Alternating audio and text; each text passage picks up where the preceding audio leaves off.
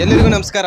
Duniya Vijay back to back ಸಿನಿಮಾಗಳ ಮೂಲಕ ಗೆಲುವಿನ ಖುಷಿಯಲ್ಲಿ ಇರುವ ಸಮಯದಲ್ಲಿ ಇತ್ತೀಚೆಗೆ ತೆರೆ ಕಂಡಿರುವ ಭೀಮಾ ಸಿನಿಮಾ ಸ್ಯಾಂಡಲ್ವುಡ್ ಗೆ ಹೊಸ ಕಳೆ ಕೊಟ್ಟಿತ್ತು. ಇದೇ ಖುಷಿಯಲ್ಲಿ ದುನಿಯಾ ವಿಜಯ್ ಅವರು ಮತ್ತೊಂದು ಸಿನಿಮಾಗೆ ಕೈ ಹಾಕಿದ್ದಾರೆ. ಈ ಬಾರಿ ಅವರು ಆಕ್ಷನ್ ಕಟ್ ಹೇಳುತ್ತಿರುವ ಚಿತ್ರದಲ್ಲಿ ತಮ್ಮ ದ್ವಿತೀಯ ಪುತ್ರಿ ಮೋನಿಶಾ ಅವರನ್ನು ಚಿತ್ರರಂಗಕ್ಕೆ ಪರಿಚಯಿಸುತ್ತಿರುವ ಸಿನಿಮಾ. ಆ ಸಿನಿಮಾಗೆ ಅವರ ತಂದೆನೇ ಆಕ್ಷನ್ ಕಟ್ ಹೇಳುತ್ತಿದ್ದಾರೆ. ಅದುವೇ ಸಿಟಿ ಲೈಟ್ಸ್. ಈ ಸಿಟಿ ಲೈಟ್ಸ್ ದುನಿಯಾ ವಿಜಯ್ ಅವರ ಮೂರನೇ ಸಿನಿಮಾ. ಅವರ ಪುತ್ರಿಗೆ ಇದು ಮೊದಲ ಸಿನಿಮಾ. ಈ ಸಿನಿಮಾದ ಬಗ್ಗೆ ಈಗಾಗಲೇ ಕುತೂಹಲ ಹೆಚ್ಚಾಗಿದೆ. ಅದಕ್ಕೆ ಮತ್ತೊಂದು ಸರ್ಪ್ರೈಸ್ ಸಿಕ್ಕಿದೆ. ಮೋನಿಶಾ ಹಾಗೂ ದುನಿಯಾ ವಿಜಯ್ ಸಿನಿಮಾದಲ್ಲಿ ಈಗ ದೊಡ್ಡ ಮನೆ ಹೀರೋ ಕೈ ಜೋಡಿಸಿದ್ದಾರೆ.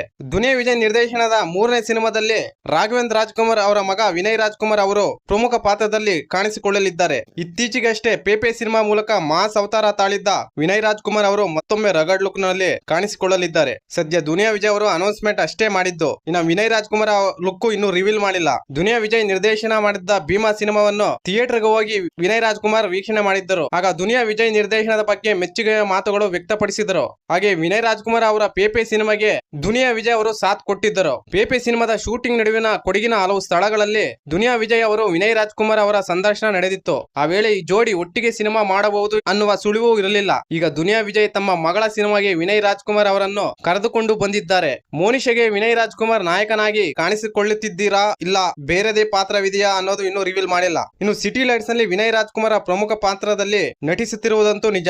ಅದರಲ್ಲೂ ಕೂಡ ದುನಿಯಾ ವಿಜಯ್ ನಿರ್ದೇಶನದಲ್ಲಿ ವಿನಯ್ ರಾಜ್ಕುಮಾರ್ ಹೇಗೆ ಕಾಣಿಸಿಕೊಳ್ಳಬಹುದು, ಪಾತ್ರ ಹೇಗಿರಬಹುದು ಅನ್ನೋ ಕುತೂಹಲವಂತೂ ಎದ್ದಿದೆ. ಮುಂದಿನ ದಿನಗಳಲ್ಲಿ ವಿನಯ್ ರಿವೀಲ್ ಆಗಲಿದೆ. ಸದ್ಯ city lights first look release ಮಾಡಿದ್ದು ಆಟೋ ಒಂದರ ಮಿರರ್ ನಲ್ಲಿ ಮುಖ ಮಾತ್ರ ತೋರಿಸಿದ್ದಾರೆ. ಇನ್ನು ಕ್ಲಾರಿಟಿಯಾಗಿ ಅಷ್ಟೊಂದು ತೋರಿಸಿಲ್ಲ. ಇನ್ನು ಅನೌನ್ಸ್ಮೆಂಟ್ ಪೋಸ್ಟರ್ ಅನ್ನು ಈಗ ರಿವೀಲ್ ಮಾಡಲಾಗಿದೆ. ಒಟ್ಟಾರೆಯಾಗಿ ಈ ಬಾರಿ ಅಪ್ಪ ಮಗಳ ಜುಗಲ್ಬಂದಿ ಹೇಗಿರುತ್ತೆ ಅನ್ನೋದು ಮುಂದಿನ ದಿನಗಳಲ್ಲಿ ಕಾದು ನೋಡಬೇಕಾಗಿದೆ. ಈ ಮಾಹಿತಿ ನಿಮಗೆ ಇಷ್ಟವಾಗಿದ್ದರೆ ಶಿವರಾಜ್ ಇನ್ಫೋ ಯೂಟ್ಯೂಬ್ ಚಾನಲ್ಗೆ ಸಬ್ಸ್ಕ್ರೈಬ್ ಮಾಡಿ, ಸಪೋರ್ಟ್ ಮಾಡಿ. Thank you for watching. ಧನ್ಯವಾದಗಳು.